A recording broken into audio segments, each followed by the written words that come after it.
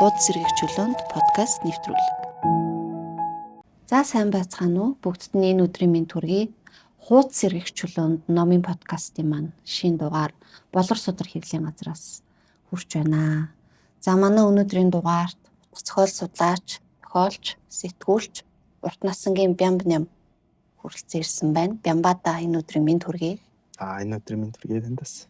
За өнөөдөр бит хоёр Болор судар хэвлэлийн газраас эрхлэн гаргаж байгаа орчин үеийн романы шинэ номуудын талаар ярих гэж сууж байна. За энэ цувралын маань эхлэл болоод Америкийн зохиолч Дон Делилогийн Цагаан шууган гэж роман гарсан байгаа. Үүний дараа мөн бидний одоо мэдэх Милан Кундерагийн Инит хийгээд мартахын тухай гэдэг энэ хоёр ном гарсан байгаа. Тэгэхээр бид өнөөдөр бол голлоод ер нь эхний ном болох Дон Делилогийн Цагаан шууганыг ярих гэж зорж байгаа. Яагаад вэ гэхээр Дон Делилотой бид бол одоо монгол хэлээрээ анхлан одоо ингээд унших гээд байж байгаа учраас тийм ээ. Мөнхөө бас яг Америкийн орчин үеийн зохиолчд бас роман бол бас манад их цөөхөн ер нь гарсан байдгаа тийм ээ. Тэгэхээр энэ цувралынхаа тухай хийгээд Дон Делилогийн тухай яриад эхлэх үү. За тэгье. За романы цуврал өнөөдөр бид хоёрын ярих гэж байгаа ном бол маш сонирхолтой хоёр нэртэй ном. Тий одоо Кундера бол романыхын нэр нь уншигчдын сонирхлыг татдгаар алдартай шүү дээ. Тэгхийн аргагүй хөнгөө орших уу манад бичүүлэгдсэн. Хоёр дахь ном нь бол Инит хийгээд мартахын тухай ном Монгол дээр гарч байна. За Дон Делилогийн хувьд бол миний санаж байгаагаар анхных баха. Цагаан шууган. Тэгээд энэ white noise гэдэг нэрнээс нь эхлэе гэж бодож байна. Яг тэгвэл white noise гэдэг үг маань хүний одоо чихэнд сонсогдож байгаа тэр бүх төрлийн дуу чимээ хэлт юм байна. Тэгээ ягаан чимээ гэж байна, улаан чимээ гэж байна, шууган гэж байна. Янз бүрийн төрлийн өнгийн юм шууган гэдэг. Тэгэхээр цагаан нь болох төр маш юм одоо юу гэдгийг бага хэмжээтэй мөртлөө хүний чихэнд мэдрэгдэж байгаа тэр шууганыг хэлдэг. Жишээ нь одоо зарим тохиолдолд бол бид нэр noise одоо шууган дарагчтай чихвч гэдэг үг биш үү? Тэрийг хүртэл ингээ цагаан шууган гэдэг аахгүй. Нэг шууганаар шууганыг дарддаг. Тэгээ хүний чихэнд яг ингээ сонсогдоод байгаа мэдрэхдэггүй мөртлөө цаана ингээд одоо явжлаа тэр чимээ хэлж байгаа. За тэгээд энэ цагаан шууган гэдгээр бол Дон Делило яг орчин үеийн нийгмийг л ерөөсөө биччихсэн. Тэгээд Дон Делилогийн тухай нэг ревю дээр тэгж байгаа шүү дээ. Бид нэр Дон Делилогийн ертөнцид амьдарч байгаа. Яг өнөөдрийн ертөнцийг л бичсэн. Тэгээ өнөөдрийн ертөнц чи ямар ертөнцийн байнгут маш их мэдээллийн урсгалтай. Технологиор дамжсан маш их мэдээллийн урсгал. Тэрэн дээр дөрвөлүүд айц гэдэг химэл зүйлийг бий болгосон. Айцаар дамжуулаад бид нарыг өдөртчихэд хааш нь бол хааш нь хэвлэж болно гэдэг байна. За дээр нь болох тэр зар сурталчилгаа, телевиз, радио, сонин хэвлэлээр явж байгаа тэр зар сурталчилгаанууд бол хүнийг бас яг одоо супермаркет жишээ нь энэ арман дээр супермаркет сүмийн үүрэг гүйцэтгэж байгаа. Яагаад гэхээр хүн ямар нэгэн хайц төгшүүрт автаад ирэхдээ супермаркетт ч худалдаа авалт хийдэг. Тэгээ худалдаа авалт хийчээд маш тайвшраад ингээд яг сүмд мөрөгцсөн юм шиг гараа явж байгаа. Тэгэхээр энэ материалыг одоо худалдан авах зах зээл, худалдан авахын сэтгэл зүй гэдэг нэг маш их шүүмжилж бичиж байгаа. Дээр нь мэдээллийн урсгал гэдэг юм. Телевиз, радиоор дамжиж байгаа. Тэр бүх мэдээллийн урсгал бид нарыг бодох сөхөөхгүй гэж. Ерөөсөө шууд л эрхэндээ байлгадаг. Яг жоохон бодохгүй л ангуул араас нь мэдээлэл. Хэдий их мэдээлэл цацагдж явах тусмаа бид нэр өөрсдөөсөө хэдий төдий чиний хөндөрнө гэдэг санаа энэ арманд явж байгаа. Яг үйл явдлын тухайд бол уншигчд маань өөрснөө уншиж учраас бид хоёр нэг дурдаад яах вэ? Гэхдээ ер нь 3 бүлэг дамжаад бол хамгийн гол одоо дүгүүлэх гээд байгаа санаа нь үхэл гэдэг нэг зүйл. Үхлээс айх айц. Гэхдээ тэр нь бол нэг үхэлтэй гол биш. Тэр айц гэдэг юмыг бол энэ арман бүр ингээд амтгтал нь бичсэн зохиол. Тэгээ би энэ арманыг уншиж байхдаа нэг зүйл санаанд орсон. 2023 оны Нью-Йорк Таймсын дугаар хаа гэдэг нэг гэрэгтэй хамт урьдчилан Нью-Йорк Таймсын дугаар дээр айдсаар өдөртөх үү гэж нийтлэлсэн байхгүй маш сайн нийтлэлсэн. Тэгээ тэр нийтлэлийг уншсан чинь пандемик буюу цар тахлын үед ер нь цаг дахлын энэ үйл явдал бол дэлхийг айцаар удирдах технологи оруулж ирсэн гинэ. Пандемик дээр хүмүүс яаж нийтээрээ айдгийг, айц төгшүүрт автахаараа яадгийг, тэрийг нь яаж ашиглаж болохыг гэдгийг харуулсан. Тэгээд яг энэ нөгөө цар тахлаас айх айдсыг улс төр дээр ашигласан гинэ. Тэгээ одоо энэ явдал бол өнөөдөр ч гэсэн манай нийгэмд ч гэсэн тохиолдож байгаа гэж бодож байна. Нийтээрээ айж байгаа болгоомжилж байгаа зүйл дээр нь илүү их фокуслаад тэн дээр нь фокуслаад тэгээ тэрийг нь илүү ингээд мэдээллээр телевиз, радио, сошиалаар илүү ингэж дүүйлгэж өгдөг. Бүр илүү нүдэд мэдээлэл урсгалаа. Тэгээд нөгөө айдсынхын төвшин их болоод ирэнгүүт тэрэн дээр нь тоглолт хийсэн шийдвэрүүд гаргадаг ч гэдэг юм уу. Тэгээд энэ үеийн үед л хүн төрлөختөнтэй цугл байсан л юм шиг байна. Тэгээд 13 дугаар зууны түүхүүдийг хүртэл харахад тийм байгаа шүү дээ, тий. Жишээ нь одоо Чингис тулдах гэдэг жахад жамх дайсан дээр нь явж очоо, тий. Чингис бол аймаар юм. Нөгөө 4 ноход 8 дайчин ингээл хэлж байгаа шүү дээ, тий. Бид нэр нь баг хүний махаар хоолддог гэсэн шүү дээ ингээл. Тэгэл айдсын төрүүлэл тэрэн дээр нь тоглолт игээл ялд авчих жишээ нь. Тэгэхээр айдс гэдэг бол хүнтэй цуг турдаг, хүнтэй хамт эцэлдэг. Тэгэхээр бидний бодол санааг нэгсэндээ айдс үдэрч байна. Орчин үеийн нийгэм бол тэр айдс дээр тоглолтгол юм байна гэдэг санааг л одоо хамгийн их хэлж байгаа. Тэгээд зохиолын эхэн дээр их нэттэй шүү дээ. Зохиолын гол дүр профессор байгаа. Гледний гэдэг чинь Гитлер судлалын нийгмийн профессор байгаа шүү дээ. Хитлер судлалын нийгэм гэдэг. Тэр нь бас айгүй өгөөтэй. Хитлер судлалын нийгмийн багш одоо профессор хүн тэгсэн хэрнээ өөрөө тийм байдаг. Тий, герман хэлгүй. Дээр нь айгүй их айцтай, нүхлээс их айцтай байдаг. Ийм өгөөтэй юм. Ер нь энэ хоёулаа бичлэгийнхаа маягийн хувьд бол маш хүнд сэдвүүдийг улс төр нийгэм тэгээд орчин үеийн нийгмийн одоо туушрал гэдэг юм уу, явц суурал, философийн сүртэй ялангуяа донд хэлэл за хүн дээрээ бол ойлгомжтой философи армаа бичдэг гэдгээр алдартай байна шүү дээ.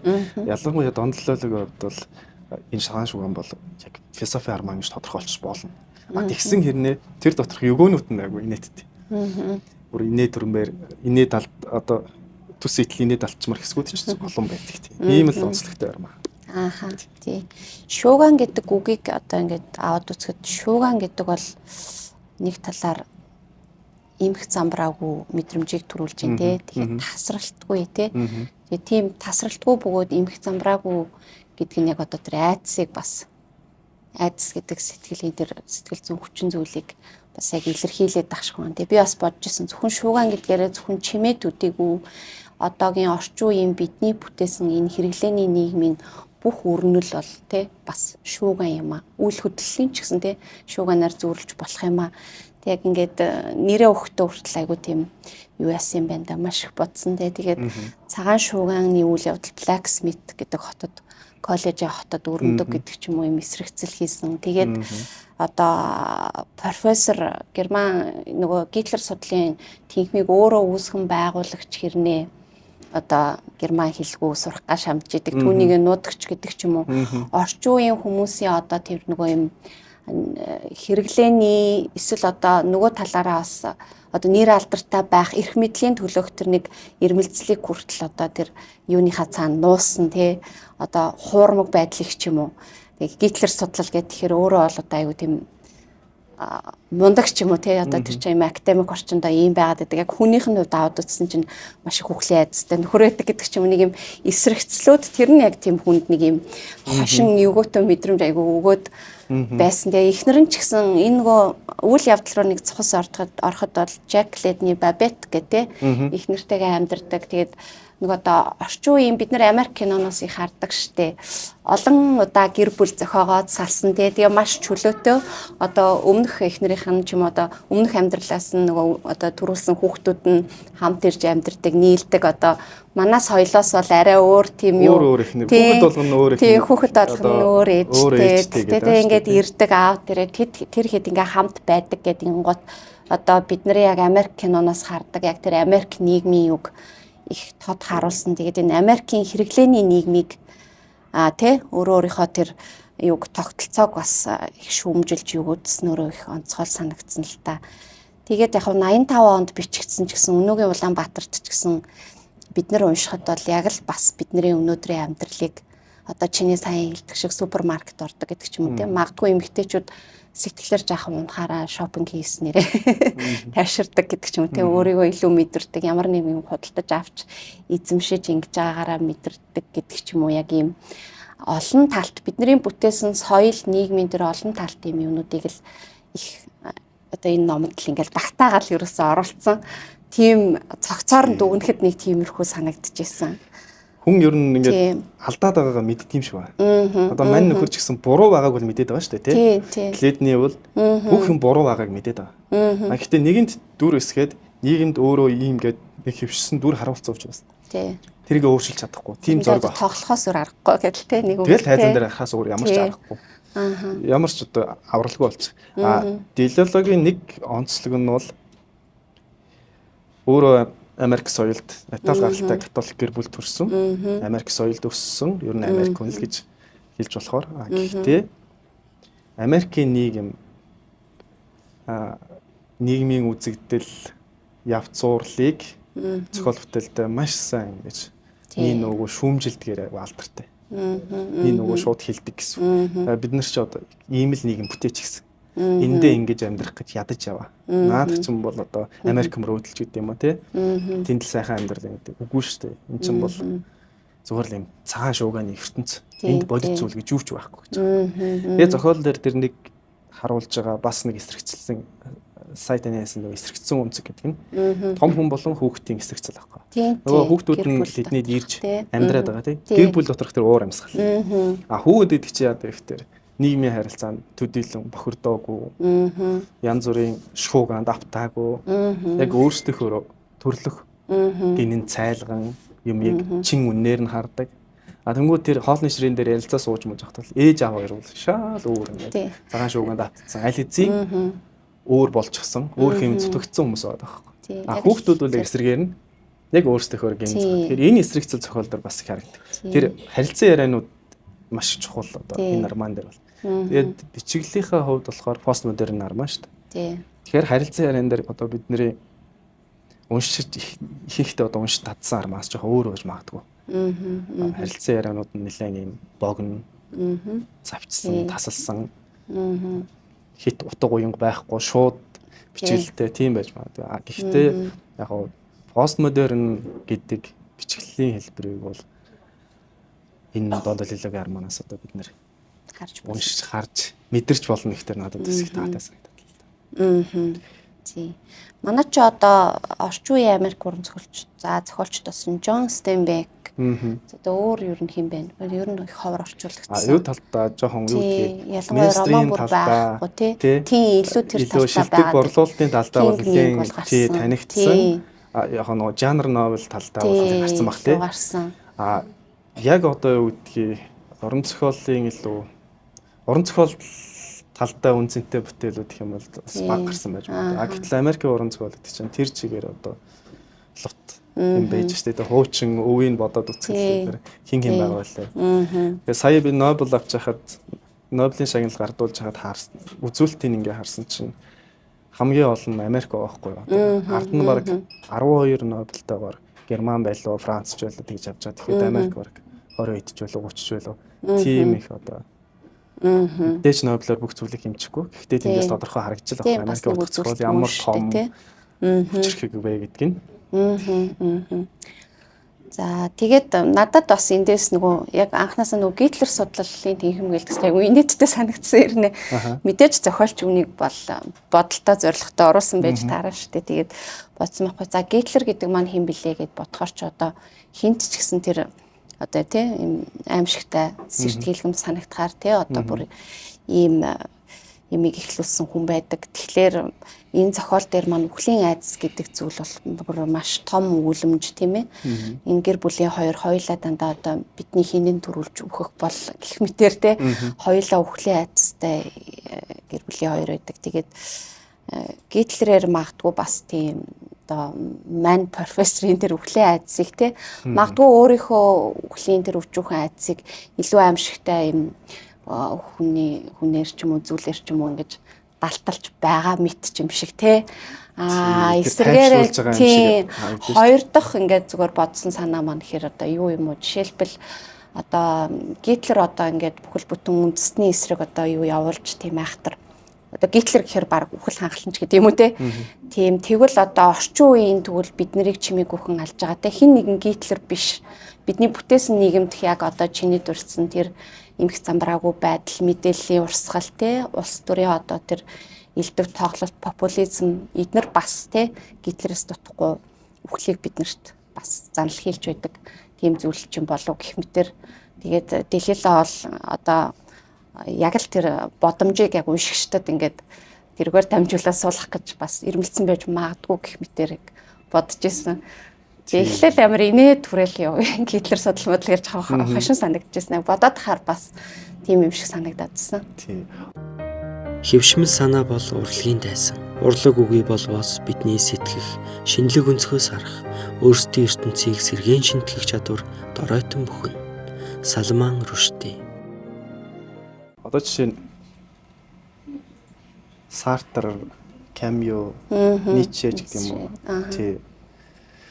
Кёркегорд гэдэг юм уу? Одоо философийн зохиолуудыг уншингууд бид нэр яах гэж амьдрдаг тий. Амьдралаас юу мэдэрдэг юм? Энэ бидний амьдраад байгаа амьдралч утга учиртай мөгүй мөчтэй. Филологийн хувьд бол илүү бодит амьдрал дээр философдж байгаа байхгүй. Тийм.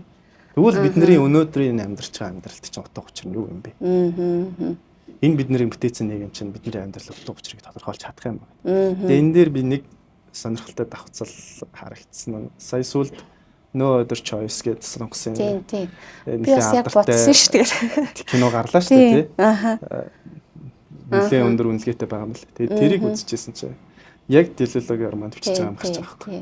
Бид нар нэг юм нийгэм бүтээсэн класс нийгэм. Тэгээ тэрэн дээр бас тэр чинь одоо өөрөө браво гэдэлтэй кино л шүү дээ. Хэдийгээр үзэгчдийг инээлгээд байгаа ч гэсэн цаана амар юм маш аимшигтай уйлмаар хашгирмаар зүйлийн тухай өгүүлээд байгаа байхгүй. Наа нийтдээ харагдаад байгаа ч гэсэн. Тэгэхээр филологи роман ч гэсэн яг тийм шүү дээ. Уншаад инээ төрмөр ихсгүй зөндөө. Гэхдээ яг чин үнэндээ инээхэр зүйл ерөөсөө биш байгаа байхгүй тий. Тэр нэг эхнэр нь ингээд теннисний клуб явдаг бүжгийн доогоор хичээлдэг тий. Тэгээд амьдрал дээр бол эдгээр асуудлыг агүй хэлбархан шийдчих боломжтой байтал өөрсдийнхөө бүтээсэн юмыг хамгаалж үлдэхийн тулд дараагийн тэр алхмууд хийж байгаа шүү дээ. Яг тэр шүү. Тэгэхээр бидний бүтээч гисэн нийгэм бид нэр өөр аз жаргалаа мэдэрч чадж байгаа мó гэдэг тэр асуултыг л. Тэгэхээр энэ цаг үед ер нь нэг одоо гарч байгаа нь бол нэлийн зохиомжтой. Магадгүй бид нэг 10 15 жилийн өмнө ч юм уу уншсан бол бас сайн бууж өгөхгүй байж магадгүй. Цаг нь бол яг таарсан л гэж бодож байгаа. Тийм учраас энэ анх нөгөө судалгаа хийж авч жагаад за энэ арман бол Монголд уншигдах цаг нь болцсон байна. Альч талаасаа хэрэглээний нийгмийн хааж талаас тэр нөгөө цагаан шууган буюу хэвлэл мэдээлэл одоо сошиал энэ дээр бол хэвлэл мэдээлэл гэж байгаа. Яг 85 онд бичигдсэн учраас сошиал хөгжөөг байна шүү дээ тий. Тэгэнгүүт хэвлэл мэдээлэл гэж байгаа. Радио телевиз сонин гэж байгаа байхгүй. Одоо бол ерөөсөө бүх юм сошиал болсон. Тэр бүх зүйл сошиалар шилжчихсэн тий. Тэгэхээр сошиал медиагийн хэрэглээг нь бодсон ч гэсэн аль талаас нь бодсон ч гэсэн яг цагаа олж төрж байгаа. Бүтээл бахаа гэж. Товчхондоо бид нар яг одоо бол доондоо филологийн цагаан шууганы ертөнцид одоо бид бол амьдарч шүү дээ тий. Яг л тэнд бас телевиз, радио одоо нөгөө хортгийн алдагдах жишээ нь радиогоор мэдээлдэг. Тэгэл би бас уншиж байхдаа за орчин цагт бол тий бид нар яг ингээл уцаа хараад мэдээлэл аваад яг ингээл байж байгаа да. За энд бол 80 он учраас ингээд юугаар дамжуулаад радио мэдээ энэ төр сонсоол ингэж ин гэх юм уу те яг хөрүүлээд ойлгоход болохоор бас нэг юм юу Америкч өөрөө маш хэрэглээний нийгмийн бүр одоо төгс жишээ те Тэнгуут энэ номыг ингээд хуудсын сөхөл уншихаас ахуулаад бид нар яг тэр супермаркетын түвчгнэн те тэр нэг галтгооны өрөөнд аяг тавг ингээд харшаал нэг айл үрх ингээд яг бидний яг энэ соёл байгаа учраас тэр яг тэр чимээ бүр яг ингээд жишээ нь сонсогдмоор тэгэл ингээл нэг супермаркетд ингээл ялангуяа үйл явдал мовлаа айгүйх болно те нэг сургуулийнхаа нэг багштай тааралдал яриа өрнүүлдэг гэдэг ч юм уу. Тэгэхээр ерөөсөө энэ номыг чи ингээл уншингууд баг чимээ сонсогдол баг дүрсэн ингээл харагдал бүр тийм танил орчин байгаад байгаа байхгүй тий. Тий тэрэн дээр бас бодсон. Бид нэр хэдэн жилийн өмнө Америк дээр шал өөр нийгэм өөр орчин гэж мэдээж яг очихоор Улаанбаатараас өөр л байж байгаа. Хотууд нь. Гэхдээ Токио ч вэ нү, Нью-Йорк ч вэ нү, Берлин ч вэ нү хааж очсон ер нь бидний бүтээсэн нэг ингээд даяараа нэг адилхан болчихсон. Тийм. Таашаал авж байгаа юм, тэмүүлж байгаа юм. Үнцэн хэмжүүр нь нөгөө талдаа эсрэгээрээ улс орнуудын соёлын ялгаа нь улам бүдгэрээд нэг нийтлэг үнцэнтэй болсон. Тэгэхээр нөгөө хэрэглээний нийгэм чинь өөрөөсөө ялж яваан л тэр байхгүй да. Нэг нийтлэг үнцэн л суугаад байна гэдэг чинь. Тийм болохоор хэдийгээр энэ 85 онд Америкт төвчгдсэн Америк зохиолчийн зохиолч ч гэсэн өнөөдөр бол яг зүгээр ингээл бидний тухай өгүүлж байгаа юм шиг бууж байгаа юм дэр. Тэгээд тийм нэг юуны цар дахлын дараа нэг нийтлэл уншиж ирсэн. Тэн дээр нөгөө цар дахалт мэдээллийн хэрэгсэл яаж нөлөөсөн тухай ялангуяа сошиал медиа мэдээллийн хэрэгслээс сошиал медиа яаж нөлөөсөн тухай. Тэгээд сайн юмнууд байсан гэхдээ тэр нь баг гэж байгаа байхгүй. Хамаг гол муу зүйлийг бол сошиал медиа хийжсэн. Энд дээр янз бүрийн хуурамч мэдээллүүд албаар болон албаар биш санаандгүй. Тэр бол пандемикийг бүр ингээд дэлхийд даяар аимшиг айдас түгээхэд нөлөөсөн гэдэг тийм юм шиг. Тэгэхээр хэл мэдээллийг онцлоод байгаа шалтгаан бол тэр хэл мэдээллүүдийг мэдээллийг урсгал гэдэг. Нэг зөвхөн одоо радио телевиз сонин гэдгийг хязгаарлахгүй. Радио телевиз сонин бол албан ёсны өөрсдийн гэсэн ёс зүйтэй мэдээллийг дамжуулна шүү дээ, тийм. Сошиал медиа гэдэгт бол тийм хязгаар тавих баг боломжгүй болчиход байгаа байхгүй. Бид нар алдчихсан. Тийм учраас тэр цагаан шууган бол одоо тэр миний бодлоор бол тэр ойролцооныг галтрыг яаж байгаа шүү дээ, тийм. Тэрийг баг өөрөө уншигчийн хувьд төсөөлөхдөө бол баг мэдээлэл шиг л хүлээж авсан. Нэг юмны тухай хуурамч мэдээлэл дарахаал ингээл яхаар яг хорт тийш дарах тийш тийм. Тэгэл бид нарыг ингээ хордуулж эхэлдэг. Тийм. Ямар ч юм өгөөд нэгэнт тэр хуурамч мэдээнд итгэцсэн байгаа тэрэнд автцсан байгаа хүнийг яаж ч тайлбарлаад сонсдгоо шууд өөдөөс үгүйсгдэг тийм.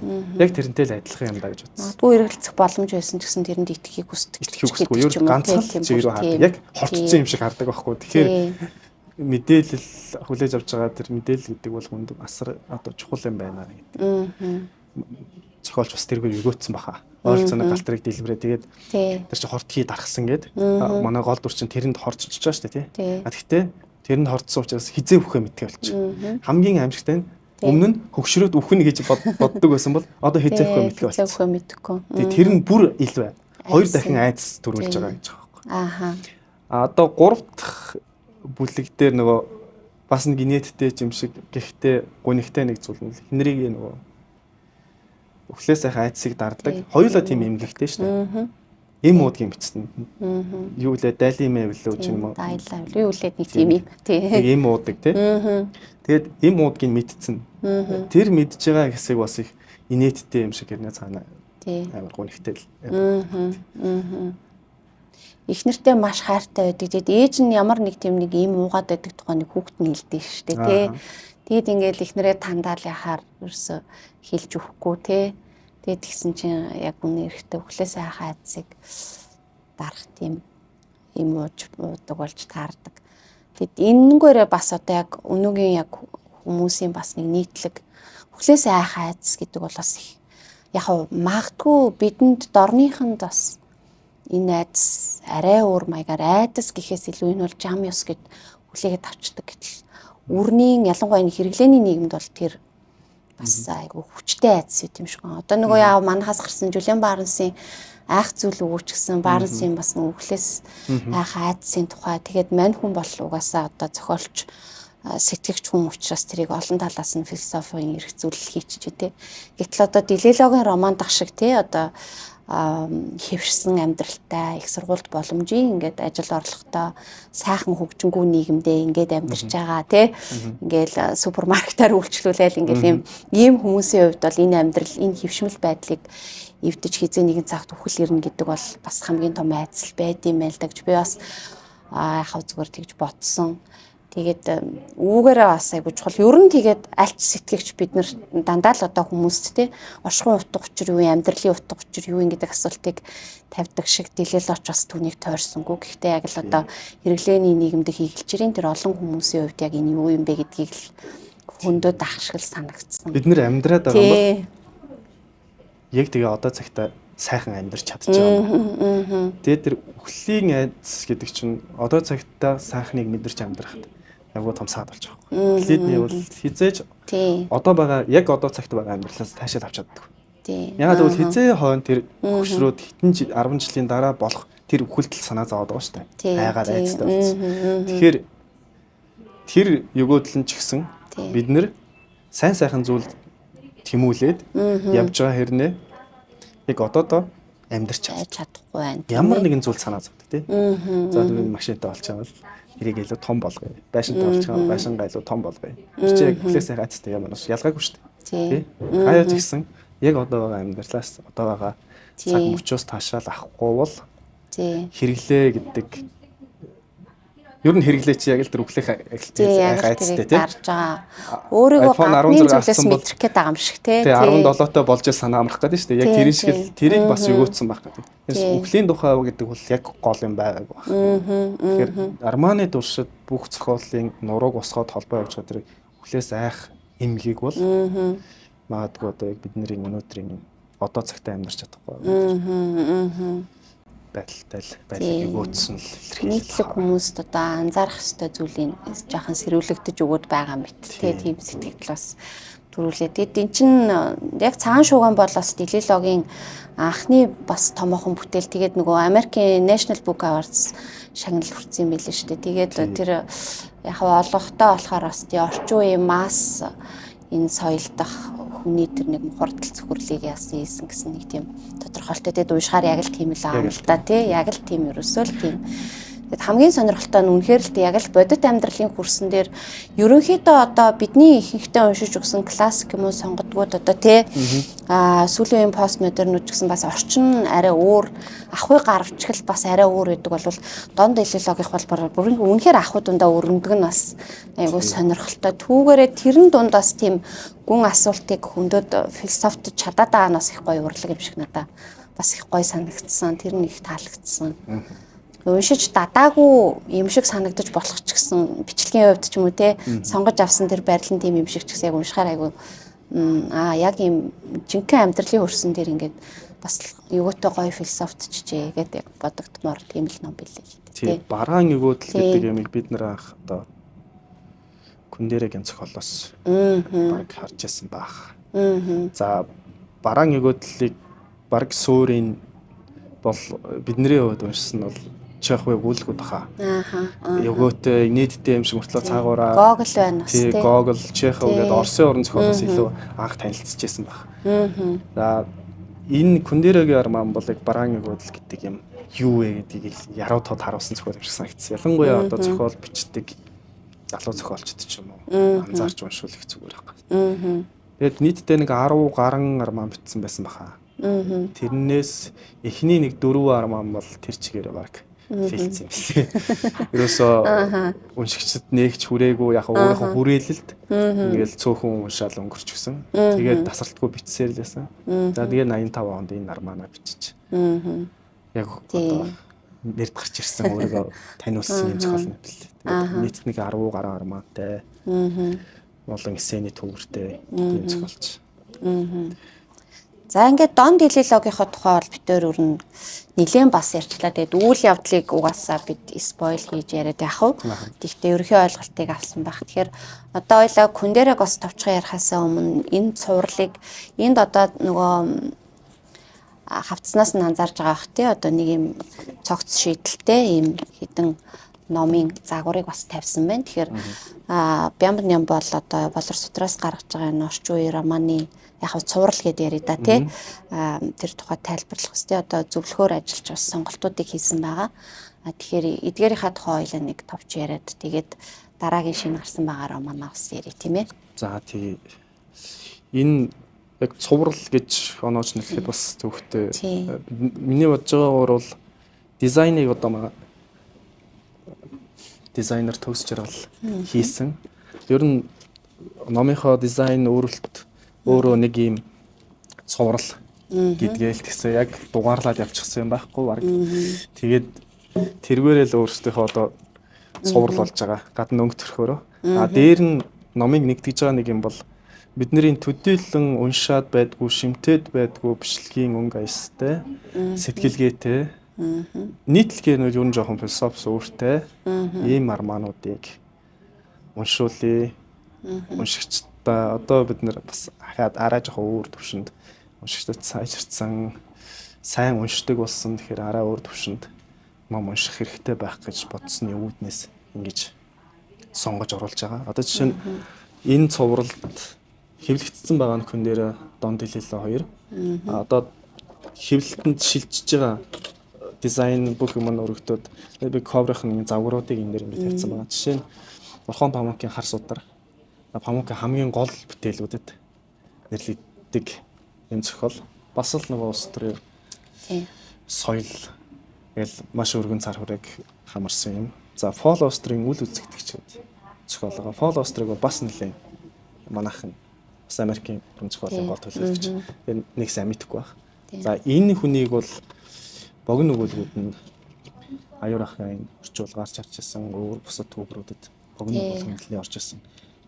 Кортасрыг бол одоо химнээр дамжуулж, Борхосоор дамжуулж их сайн мэддэг. Яг бол Борхосын шав байсан гэдэг. Тэгээд баг шав нь багштаа буцаад нөлөөлсөн ч гэж ярьдаг тийм алдартай юм шүү дээ. Дээр нь энэ чартаа гэдэг анги төвших тоглоом гэдгээр бид нэр бас тогтооцсон байж магадгүй. Чартаа гэдэг энэ арман бол уран зохиолын этгээд сонин бичлэгийн одоо хамгийн тод жишээнд нэгдүгээр бүх сургалтууд дээр хүртэл ордог байх энэ арманы этгээд сонин. Яг нөгөө бүтцэн өөрөө чартаа тоглож байгаа юм шиг өсөрч болдог. Тэгээ арман эхлэхэд арманы ихэнд яаж унших заавар хэмжсэн байдаг. Тэдээс тэдгээр бүлэг хүртэл уншаад зогсоод нэг ном 3 хувилбар орчуул бичсэн байна. Хойноос нь ингэж хөөж уншвал нэг ном ч гэдэг юм. Тэдгээр бүлгүүдийг өнжөөд уншвал нэг ном болж болно. 3 хувилбараар уншиж болдог ч гэдэг юм. Ийм байлаа. Ийм өрмөц одоо сонирхолтой армануудын цуврал багтаж байгаа. Тэгэхээр бид нөгөө уншихад таатай гоё мэдрэмж төрүүлдэг ном болгон сайн ном гэж бас ойлгоо. Би л тэнтэй санал нийлдэг.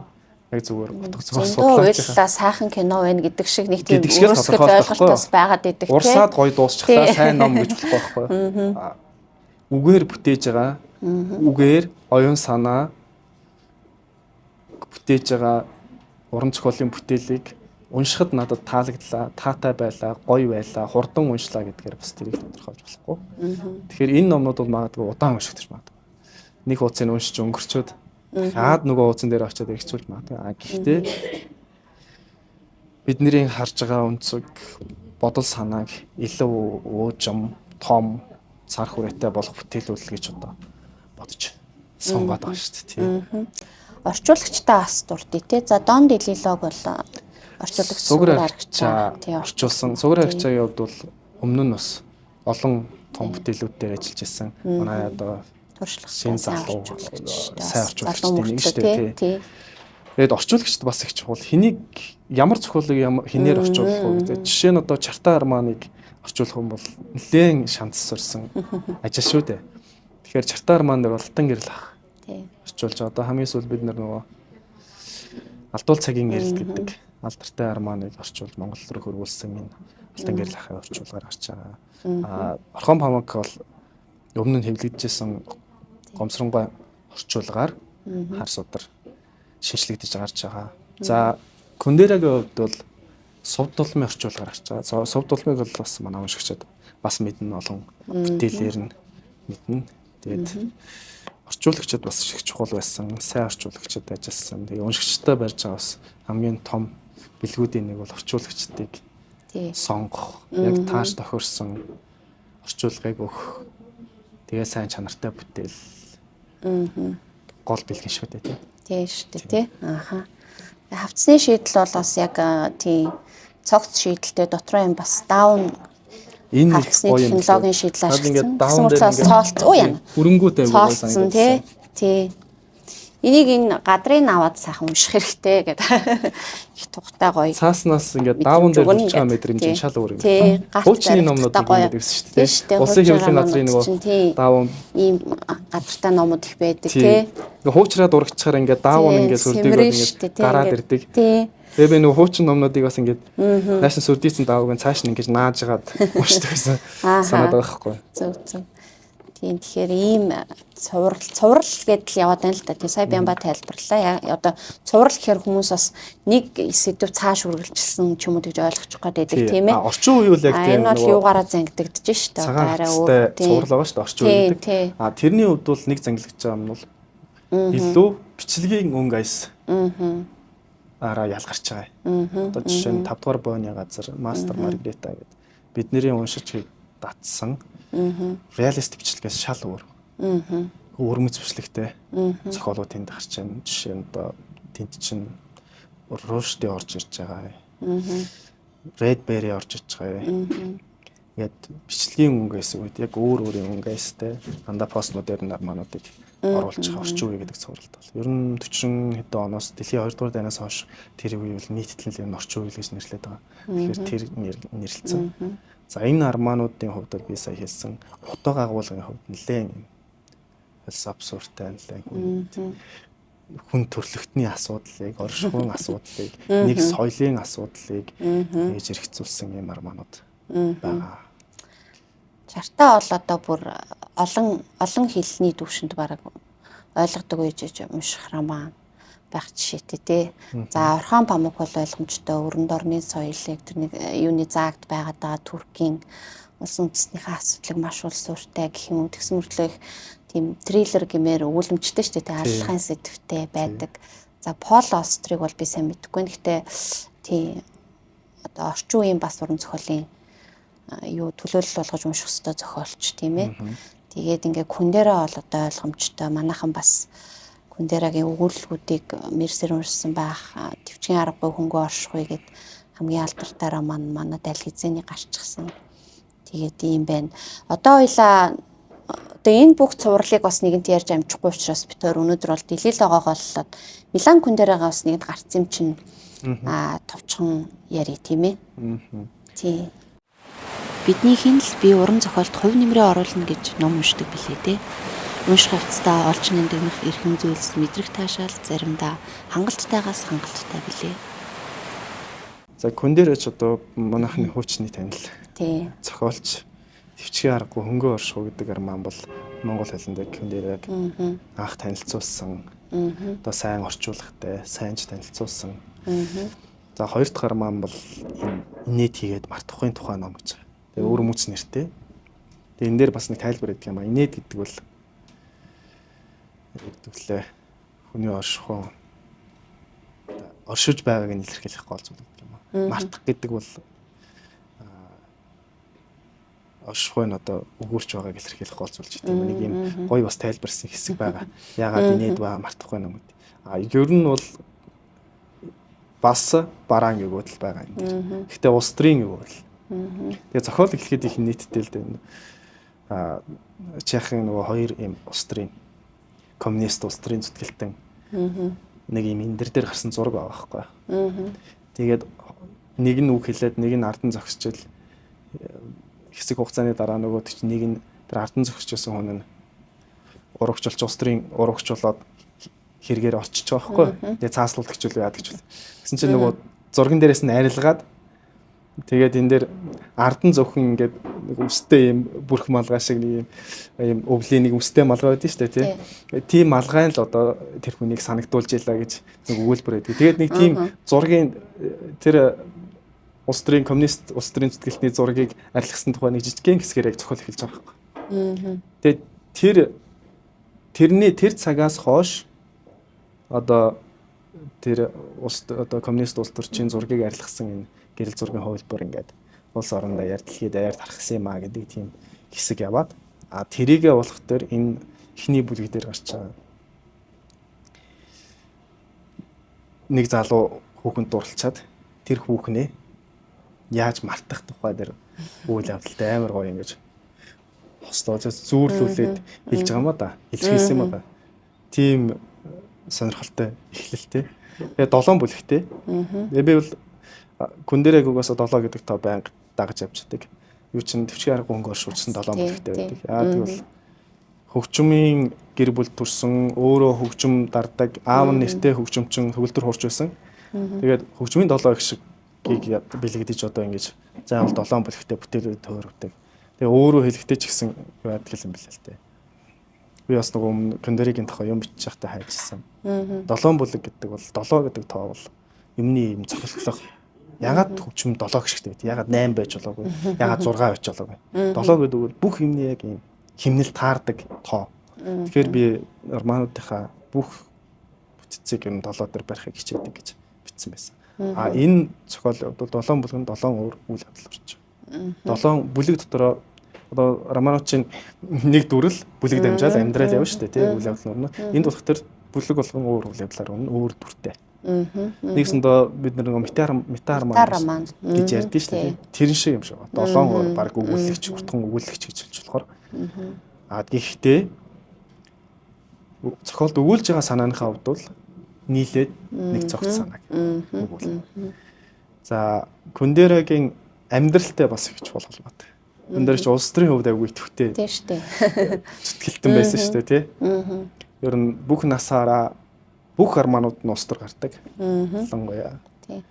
Коммунист нийгмийн тухай Чехословак хуучны одоо Чехословак хоёр салааг Чехословак гэж байхад тэнд өрнөжсэн үйл явдлуудын тухай улс төрийн бослого, гүмэн, самун бүх юмны тухай зохиолнуудыг энэ дээр бол илүү тодорхой гарч байгаа. Тэгэхээр Кундера бол 75 онд хаа Франц руу цагаачилж гарсан. Тэр хүртлээ одоо Чехад амьдарсан. Тэгээд 2 удаа намаасаа хөөгдсөн. 18 наснда коммунист намд Чехын одоо коммунист намд илсээд тэгээд 58 онд нэг хөөгдөөд тэгээд сүүлд нь болох тэр 75 онд тэр зохиол тоглоом баха гэдэг армана бичээд тэрнээсээ болоод бүх зохиолууд нь хэвлэгтийн хориглогдоод номнууд нь хураагаад дэлгэрэнлэгээр борлуулахаа болоод тэгээд ер нь амьдрал яачч байхын аргагүй болоод 75 онд Франц руу эхнэрээ дагуулж дөрвөж гарсан юм билээ. Тэгээд тэрнээс өмнө бол их залуугаасаа ус төртэй коммунист намын гишүүн болж илсэж дундуур нь хөөгдөөд намаа шүүмжлээд буцаж орж ирээд тэгээд тэгж жаад сүултээ армана гаргаад бүр хөөгдөөд тэгээд Франц руу явсан. Ер нь бол Чех бол Франц бол миний одоо их орон. Тэгэхээр миний зохиол бүтээлийг Франц уран зохиолт хамаатуулж үзэх хэрэгтэй гэдэг. Гэлээч одоо Чехийн Брно гэдэг хот бол өнөөдөр хүртэл Милан Кундерагийн төрсэн хот гэдгээр алдартай. Тий. Тэгээд ийм л сонин эгзэгтэй, сонирхолтой, хувийн амьдралтай. Тийм хүн. Тэгээд зохиол бүтээл дээр хувийнх нь амьдрал, туулсан амьдралынхын тухай бас төслийг тийм шиг санагдаад идэв. Тэгээд бүтэл одоо 90 төрлөө нэлээд өндөр нассан Францад хэдэн жилийн өмнө өөд болсон. Тэгээд нэг сонирхолтой юм нь бол одоо яг орчин үеийн уран зохиолоос одоо Сартр чинь Нобель авчаад өөрөө аваагүй гэдэг баг тийм. Кундера бол бүр Нобель нэр дэвшээ тэгээд авч чадаагүй болсон. Тэр бас сонирхолтой. Тэгэхээр бас Нобель хэдийгээр уран зохиолын гол шагналч гэсэн Кундера аваагүй байх тэр ийм хүмүүс бас авахгүй үлдэж болдгоо гэдгийг харуулж байгаа нэг шагнал юм. Үндсэн хэмжүүрээс биш байгаа тийм. Кундераг унших нь хизээд сонирхолтой байдаг. Асуудлуудыг тэр одоо дэвшүүлэх гэдэг юм уу тэр хэлбэр хэв маягийн их сонирхолтой тийм. Өгөөтөө жинхэнэ өгөөдөж бас чаддаг философт өгөөтөөр философтож чаддаг гэх юм уу та тийм. Тэгэхээр энэний төвөд Мартхун тухай ном гэдэг энэ сонирхолтой нэртэй бас бисрэгхэн гэж болохоор ийм ном ингээ гарсан байна. Мэдээж одоо Кундерагийн уншигчид бол одоо өста бом баяраа ойлгол гэж би бодож байна. За тэгээд өнөөдөр подкастаараа бид орчин үеийн романы тий одоо төлөөлөл болгоод монгол уншигчдад танилцуулж байгаа 2 номыг хэвлэгдсэн. Мөн бас удахгүй гарах гэж байгаа 3 номын ингээд юутай харууллаа. За манай хуудас хэрэгжүүлэлт подкастаарч бас би бас одоо бодоод байгаа Картасарыг жишээ нь би редакторлсан байгаа. За Памукын хар судар бол одоо миний баг зүрхний ном дөө. Энэ хоёрын тухай бол заавал ярина л гэж бодож байгаа. Тэгээ Пол Астрыг уншин байж болно. Тэгэхээр эдгээр романы одоо цааш үргэлжлэх юуг бас подкастаараа сайхан сонирхолтой яриа өрнүүлээд бас уулзнаа гэж бодож байна. За тэгээд энэ төсөл бол одоо миний харж байгаагаар сонголт болоод хавц шийдэл тийм ээ одоо орчуулгын баг гэд бүгд л бас их сайхан цогц. Үнэхээр бас одоо онцолж ярив штэ тийм зүйл болжээ гэж бодож байгаа. Бид нар ч одоо маш их орчуулгын одоо номон дунд л одоо уншигчд байгаа. Тэр дундаа бас ийм сайхан чанартай тий одоо сонголт гэж бас хэлээд та тий боломжийг өгж байгаа ийм ажил болж байгаа шүү гэж бас уншигчдаа дахиж танилцуулъя. За ингээд Дон Делило цагаан шууган судлаач зохиолч Бямбням бидэнтэй хамт байлаа. Хуудас сэргэгчүүлэнд саацсанд баярлалаа. Бямбада баярлалаа. За. Болох уу?